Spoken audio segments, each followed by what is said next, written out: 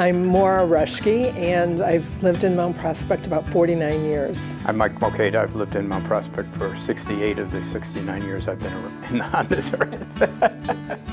Mike and Maura are just two of the many volunteers who organized and operated the PADS shelter at St. Mark's Lutheran Church. So there's approximately 13 churches that provide shelter on a nightly basis to the unhoused guests, and St. Mark was one of those. Primarily it was a partnership between St. Mark Church and St. Raymond's Church, but one of the wonderful things about it is there was people from many different community organizations and people who had no association with either church, that contributed to the program. Literally over the 35 years, there was probably thousands of volunteers that contributed to the program. The volunteers of the PADS shelter offered guests not just a warm meal and a place to sleep, but also dignity and fellowship.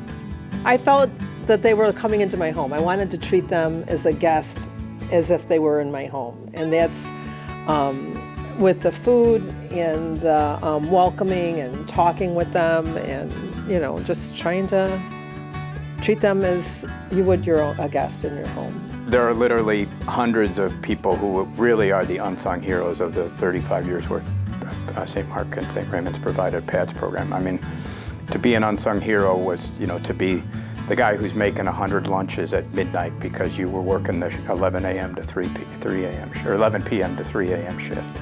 Or we had several different people that were actually associated with a Muslim community that are the ones that took meals to the hotels during the COVID shutdown. So, and you can imagine all the fear that was going on, but they were willing to venture out into the community and make sure that the people who were being sheltered in the hotels were provided meals. So I think we're representing hundreds, if not thousands, of people that are really the unsung heroes of this program. Correct. Without all those different groups, we would not be here today.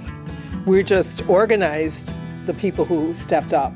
But we had people from Glenview, Park Ridge, churches from those areas that actually brought food, and we had a business that came. He had to drive at least an hour to bring food for us. What Mike and Maura discovered through their experience is just how many givers you can find in your community.